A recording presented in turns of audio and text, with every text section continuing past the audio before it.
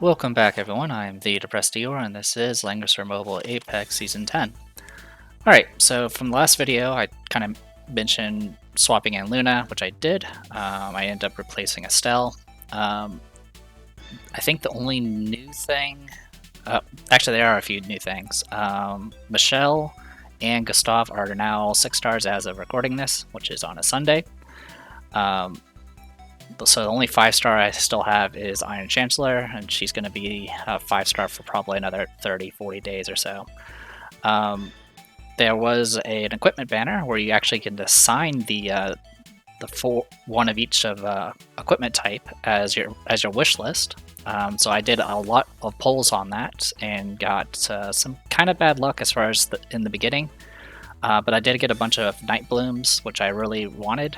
And some Tenyu headdresses. I didn't get any of the armor drops, and I didn't get any of the accessories. But I went ahead and gave a Night Bloom to Rose and CL, because despite the fact that she can really hold off status effects, she doesn't actually have a lot of ways of removing status effects on her own.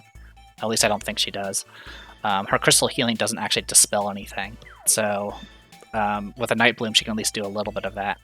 Then it's an int-based staff rather than a plus healing staff, so she can actually do a little bit of attacking more than at least more than she can usually do. Besides that, I don't think there's anything else to mention. I've been a bit low energy this week. I had a slight fever, and that was kind of all it took for my body to kind of shut down. And also, I have not been sleeping well. And also just been busy in general with a wide variety of games and work and all that junk. So I kind of just wanted to get this done as quickly as possible. And as with my prior experience with my new box, I was hoping to not lose too much before I actually succeed. Anyway, as for my opponent, only technically one all-round tank. Technically, Autocrata can guard against physical. I don't know if Archon on the Moon can guard at all. I'm not entirely certain. But for the most part, it looks like a lot of long range and some rush down. It seems to me you mostly focus on single target. Technically, some characters can do some AoE in a pinch, like Autocrata. Well, Autocrata is AoE period, but characters like Lucretia and Tensei Jessica can switch to AoE if they want to. I went ahead and banned Wethem, because even if... the only way I'd be able to take on Wetham easily is if I was allowed to have Rose and CL, but there's a good chance if I did not ban Wetham that they would ban my Rose and CL first, in which case then he would just rush over and blow me up. So I went ahead and banned Wetham, and they banned my one and only tank now. They take a Rose and CL. I went ahead and banned their high mobility assassins. I take my Rose and CL. They went ahead and banned my Iron Chancellor and my Sherry. They take their Lucretia. I was a little torn on what exactly to go for first, but I was like, you know what? Let's not give them a tank. That way I can take advantage of characters like Helena if I need to. And I wasn't exactly sure what the plan was with Iron Chancellor, but I did not want her buffing up anyone else's mobility, if possible. Most of the characters don't really need the mobility, but it was more of just a just in case. That, and she also is a character that can buff people. So I take my Lucretia. So far it's a mirror match. They get rid of my Luna and my Tensei Jessica, which I'm completely fine with. They take SP Dehart. I think we've encountered him before. Went ahead and got rid of SP Elwyn and Autocrata, because they were kind of the longest range. Took Helena at this point. They get rid of Akaya and Angelina. They take Tensei Jessica at this point. And at this point, I had a lot of options, but I was like, I don't want to deal with his assassin nonsense and weird counterattack mechanic. And I obviously did not want to give them yet another way of... obviously since they took Rose and CL, AoE is not exactly a super good option, but I also did not want to promote any additional passive healing from if I do any AoE. So I got rid of Kaira. Or Kaguya? One of those names. Anyway, so I left them either to take a heal / act again / AoE, or they can take Archon on the Moon, who's a Aquatic Displacer. So I actually take Varna. The real purpose of taking Varna was she has high mobility. If I need her to actually get in range, she can dispel buffs. But the primary reason was I can get mass attack on her, so I don't have to take it on Lucretia. And then my opponent went ahead and banned. Looks like they banned. Lycoris and SP Lana. So that leaves me with Michelle and Gustav. So they take Archon. So I end up taking Michelle just so I have a pretty decent card counter against the Cav if I need to.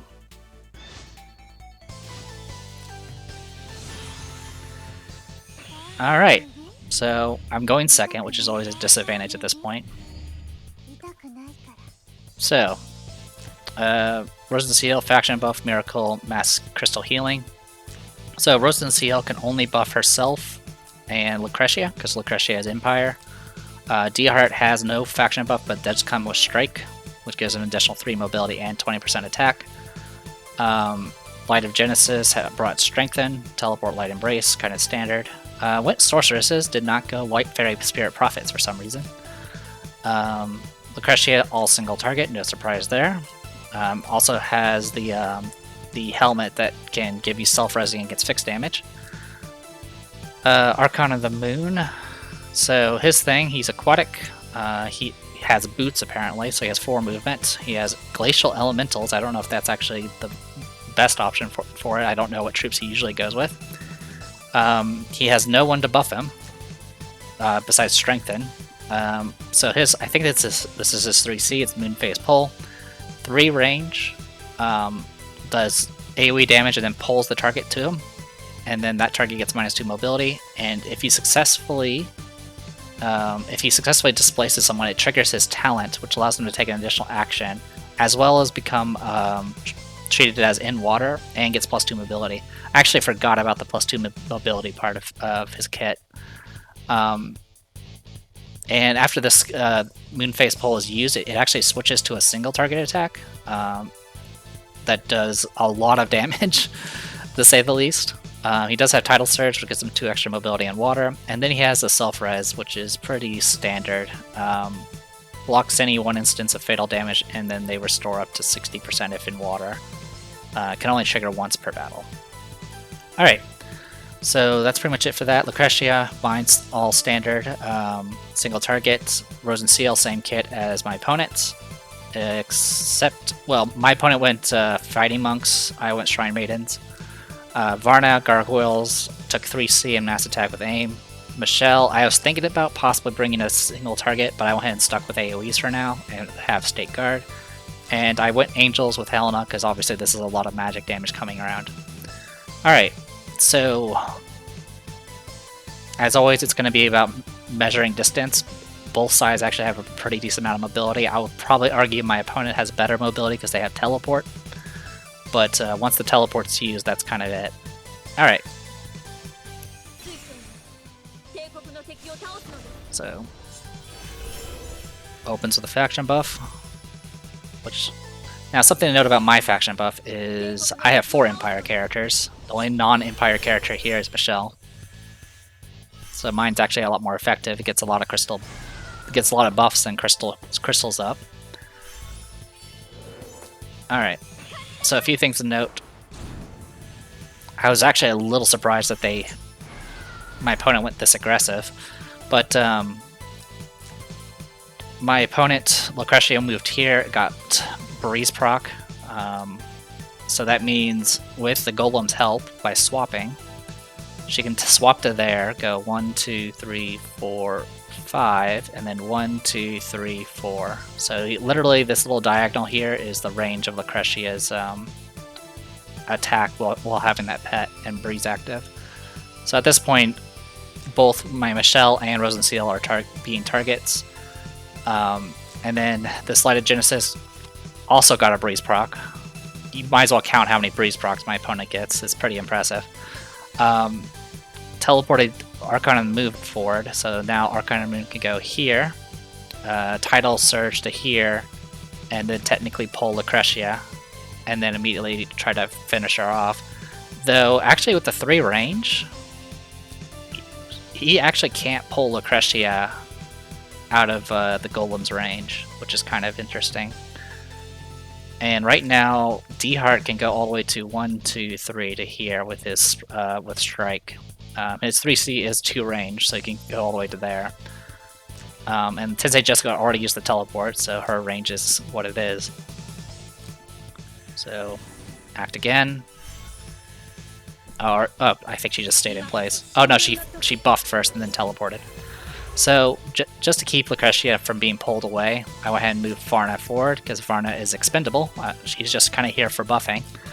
Went ahead and did mass attack, so Michelle now has her attack buff. She does provide her passive plus AoE damage, but as you can probably tell, my opponent's so spread out that it's not going to really matter. So Moon Phase Pull. So like I mentioned before, I forgot that when he gets an act again, he actually gets +2 mobility, so that gets him 6 mobility. So he actually could have attacked anyone. And now he does his 3C.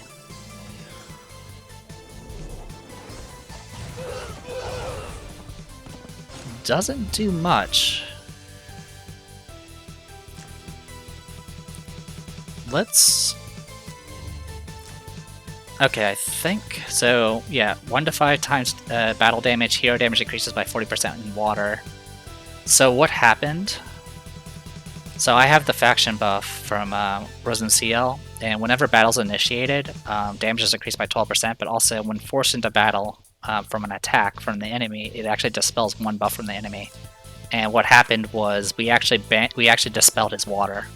And so that made his Moonrise Wave, which had originally plus 40% hero damage, is just a standard 1.5 times attack. And then when he's also when his glacial elementals are not in water, they lose 40% attack. So yeah, he lost a lot there. Yeah, I dispelled his water. That completely killed him. Yeah, if he had it, I think he probably... I think he would have done a little bit better. So yeah, Glacial Strike. Alright, and then it switches back to the 3C. But yeah, the Glacial Elemental's attack went from 900 down to 665, essentially.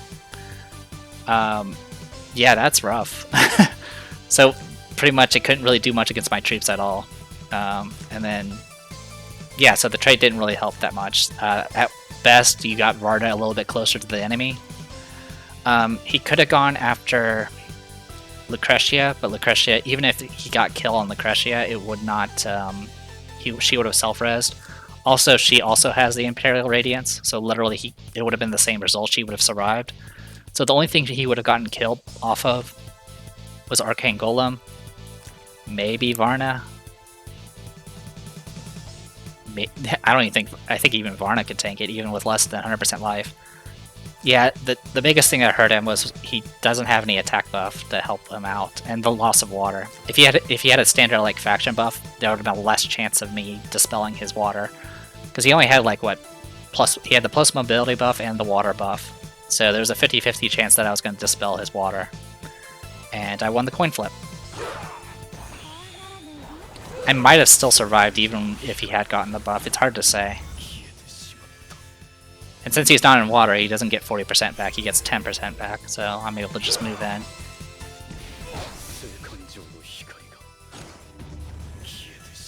And since I have the hammer, I was able to heal while I was killing him. So that's another breeze proc, just to point that out. So yeah, so far it's been a breeze proc and a breeze proc there. We'll see how many more we get. So yeah, with that breeze proc, he can get anywhere. I'm still holding back though, because obviously we're trading kills right now. Or he tried to open by trading kills, but ended up losing the trade. But at this point, my opponent has initiative, so I'm trying to stay far back to force my opponent to do whatever. Alright, striking.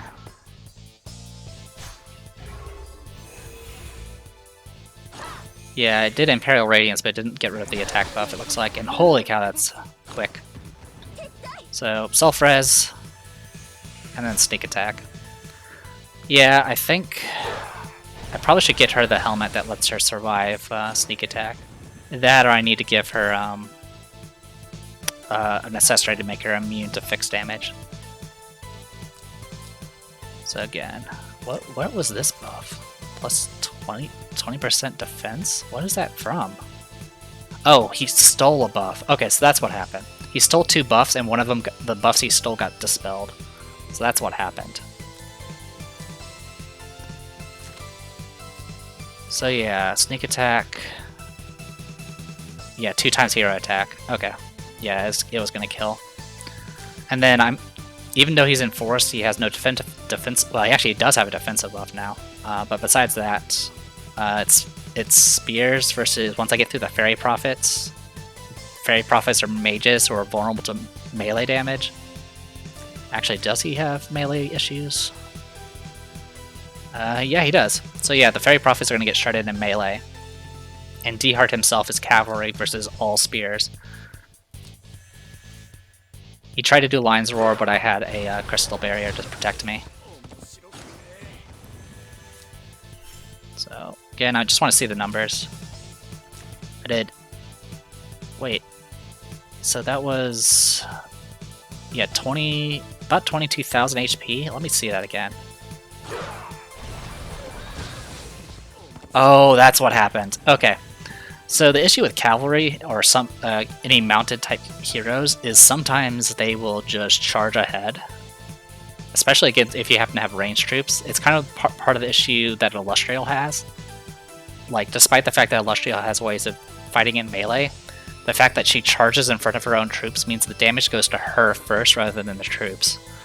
So what ended up happening was, I essentially did 18,000 damage directly to his face as he charged my spears ahead of his casters. So yeah, just that's kind of the disadvantage of having ranged troops on cavalry type characters. So at this point, I did lose Lucretia, even with the self-res, but they've lost 2 characters so far, leaving them with Lucretia and Light of Genesis. Light of Genesis can't do anything this round because obviously teleport's off, and she doesn't have her act again. She's probably going to spend this round buffing herself because she needs to. Lucretia can get in range and blow somebody up. I went ahead and just fell back at this point. I'm still in range of her attacks because of the breeze. Essentially, she can go after Michelle, Rosenseal, or Arcane Golem. She can definitely kill Michelle, but doing so would definitely make her probably run outside the range of her self-res. I think Rosenseal can tank a hit from Lucretia, and then obviously the Arcane Golem can't tank shit.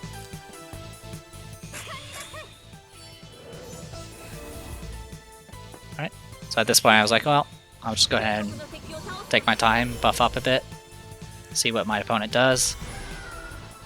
Gave a 10 Breeze proc. There we go. So, went ahead and move forward. As long as I'm in Crystal, I actually have damage reduction, and I have Angels. So I was kind of confident that I was able to tank these hits. And I'm just brought in the Puppet just to reduce cooldowns. So, Strengthen, 10 proc.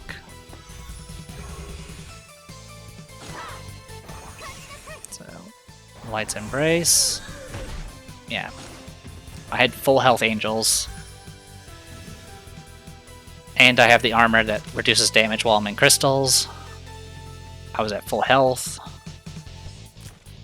Yeah, I reduced magic damage by 45%. Actually, it's just 45% period, even when she's at reduced health. It looks like I got rid of her... I got rid of some buff, but I don't know what it was. But in any case, yeah, she's blowed her load at this point. She won't be able to do anything besides normal attacks and buffing and teleporting now.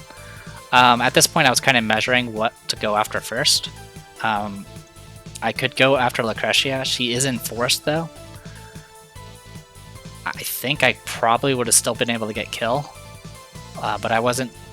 But if I was wrong, it would have cost me dearly, because that would kind of kill my initiative. I could rush in with Michelle and attack Light of Genesis.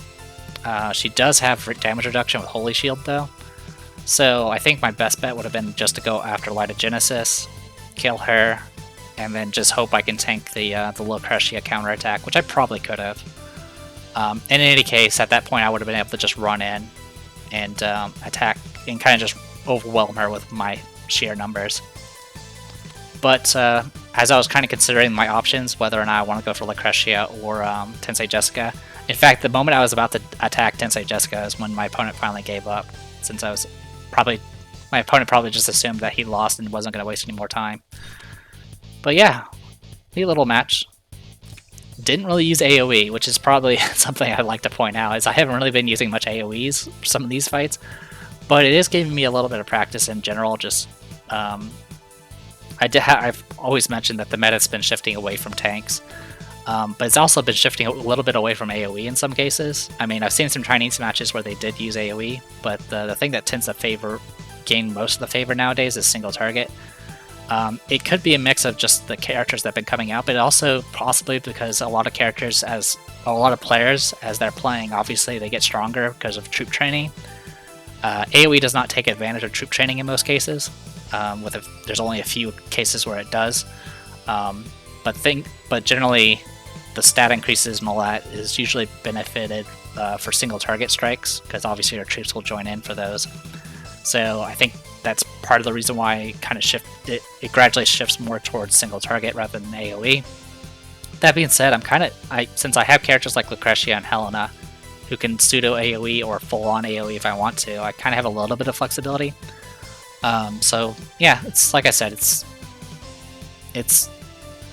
not as AoE as I would like it to be, but at the same time, I also am not going to just do AoE when it's not going to be beneficial. For the most part, I'll probably stick with the Bucks for right now. I'm not too worried about being stuck in Silver 1 right now. By the way, I did rank up back to Silver 1.